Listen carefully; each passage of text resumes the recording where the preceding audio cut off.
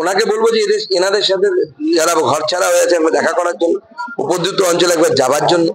আমি তো মুখ্যমন্ত্রীকে অনুরোধ করবো যে আপনি যান, আপনার রাজ্য তো, যারা বিজেপির ভোটার তারাও তো আপনার নাগরিক, তাদের প্রতি আপনার যদি দায়বদ্ধতা নেই, যদি না থাকে, তাহলে প্রকাশ্যে ঘোষণা করে দিন যে না, যারা বিজেপিকে ভোট দিয়েছে তাদের প্রতি আমার কোনো দায়বদ্ধতা নেই, আমরা মেনে নেবো, তখন আপনার কাছ থেকে কিছু এক্সপেক্ট করবো না। কর্মীদের উজ্জীবিত করার জন্য কোনো রকম শেষ মুহূর্তে আমি দিল্লি যাচ্ছি, আমি শুধু এটুকুই বলবো 100টা বিধানসভায় আমরা এগিয়ে আছি।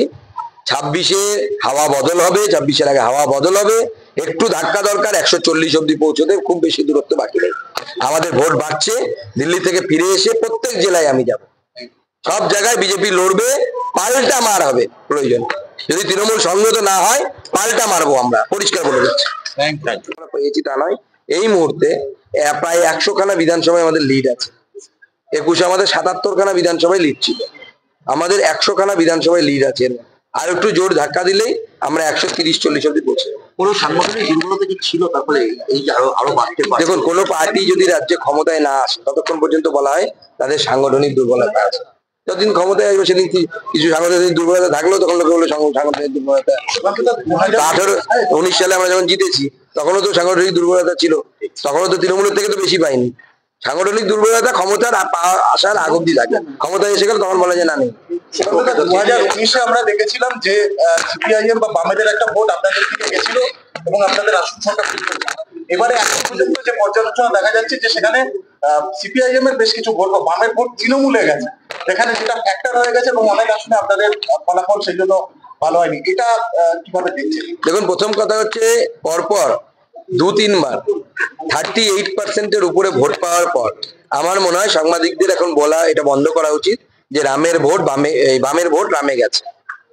38% এখন এই মুহূর্তে বিজেপির ভোট এই রাজ্যে 38 পয়েন্ট সামথিং, প্রায় 39-এর কাছাকাছি আমরা ভোট পেয়েছি, প্রায় 1% ভোট বেড়েছে গত বিধানসভা নির্বাচনের থেকে। তৃণমূলের ভোট 2% কমেছে গত বিধানসভা নির্বাচনের পরিপ্রেক্ষিতে।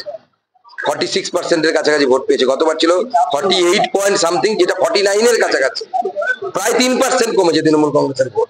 অতএব অত নিরাশার মতো কিছু হয়নি, আমাদের আর একটু ধাক্কা মারতে হবে। 100 বিধানসভায় এগিয়ে আছি, 130টা অব্দি তো আসানিসে পৌঁছানো যায়। 130টি বিধানসভা পৌঁছতে পারলে সরকার বিজেপি করবে। রাজ্যপালকে কিছু সকালে মর্নিং থেকে বিষোদ্গার করছেন, ওনাকে কি এবার দিলীপ দার দোষ কোথায়? দোষ তো আপনাদের। আমি দেখছিলাম আপনি গুটিয়ে গুটিয়ে কোশ্চেন করছিলেন, এমন যেন উনি নেগেটিভ উত্তর দেয়। আপনাদের দোষ। গতকালকে বলছিল যে তারা বিরোধী শিবিরেই বসবে, অন্যদিকে সেই অ্যালায়েন্সের অন্যতম অভিষেক তিনি বলছেন যে আমিও সরকার গঠন করার সময় সাংসদ ভাঙিয়ে আনার চেষ্টায় আছি। চেষ্টা করতে পারে, কিন্তু হবে না তো।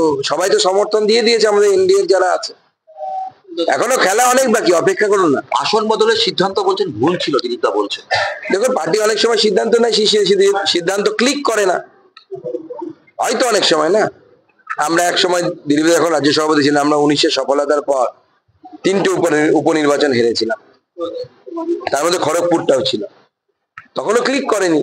তো মাঝে মাঝে হয় ক্লিক করে না, আমরা যেটা ভাবি সেটা কাজ করে না। আমরা ভেবেছিলাম দিলীপদা জিতে চলে আসবেন, দিলীপদার উপরে আমাদের ভরসা ছিল, কিন্তু দুর্ভাগ্যবশত মানুষ কীর্তি আজাদকে ভোট দেয়।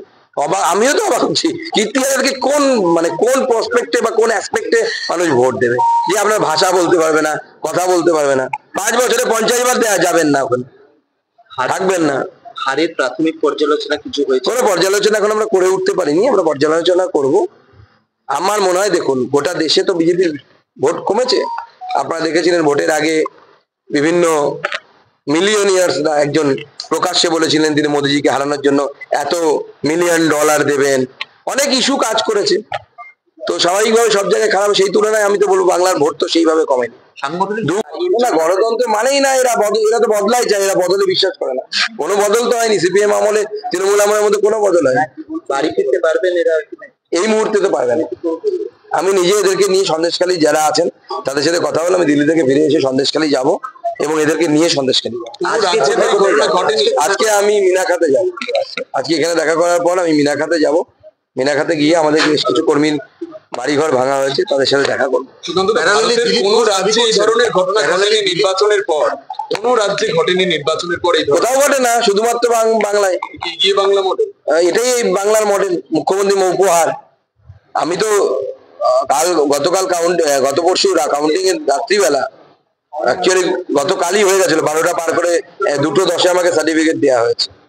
আমি অবজারভারদের সাথে কথা বলছিলাম, ওনারা বলছিলেন যে দিল্লিতে ক্যান্ডিডেট অনেক সময় আসেই না, দুপুর 2টোর মধ্যে রেজাল্ট তৈরি করে ওরা ইভিএম টিভিএম বেঁধে বাড়ি চলে যায়। ওনারা অবাক হচ্ছিলেন যে এরকম গণনা হয়, এরকম চলতে পারে। ববি হাকিম বলছেন কর্মীদের উদ্দেশ্যে যে ফরগেট এন্ড ফরগিভ, যে কোনো গন্ডগোলে যে ওনা ফরগেট এন্ড ফরগিভ। দেখুন, ববিদা যদি এটা মন থেকে বলে থাকেন আমি স্বাগত জানাবো, কিন্তু যদি এটা লোক দেখানোর জন্য হয় তাহলে তো মুশকিল। আর ফরগিভটা কি? Forgive for what? কেউ বিজেপিকে ভোট দেয়া কি কোন পাপ নাকি? কিন্তু পাপ না তো, যার যাকে ইচ্ছে তাকে ভোট দেবে। সমান্তরাল ভাবে দিলীপ ঘোষ বলছেন যে তিনি কর্মীদের মনোবল জাঙ্গা করতে দল বলুক না বলুক, দায়িত্ব দিক না দিক, তিনি কোচবিহার থেকে কাকদ্বীপ পর্যন্ত সর্বত্র যাবেন। না, সে তো দিলীপ দা আমাদের পার্টির নেতা, তিনি যে কোনো জায়গাতে যেতে পারেন, কোনো অসুবিধা নেই, কিন্তু সেটাকে সিনক্রোনাইজ করে গেলে ভালো হয়। পার্টির যারা নেতৃত্ব আছে সবাইকে সব জায়গায় যেতে হবে, যাতে সব গোটা পশ্চিমবঙ্গটা আমরা কভার করতে পারি।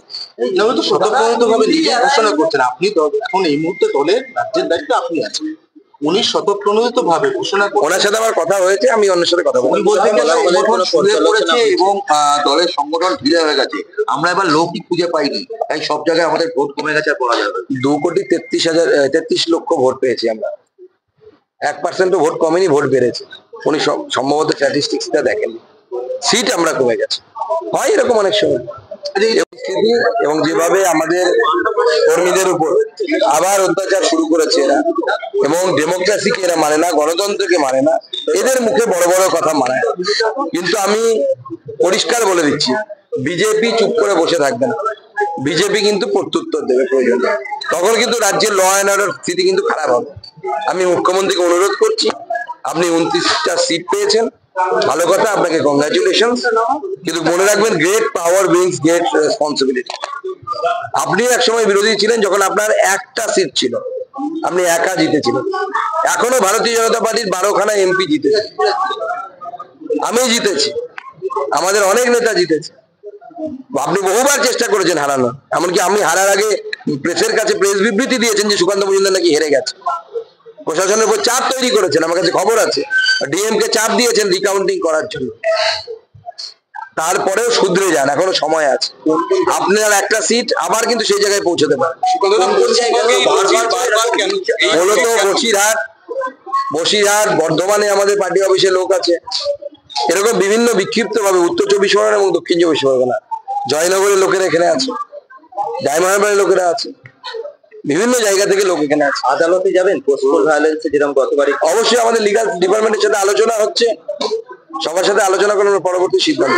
এখানে এরকম অনেকে আছেন যারা বলছেন যে তারা পাড়ায় নেই, এলাকায় নেই, তাদের বাড়ি থেকে খোঁজ নিচ্ছে যে ও কোথায়। হ্যাঁ, খোঁজ নেওয়া হচ্ছে, প্রত্যেক বাড়িতে গিয়ে খোঁজ নেওয়া হচ্ছে।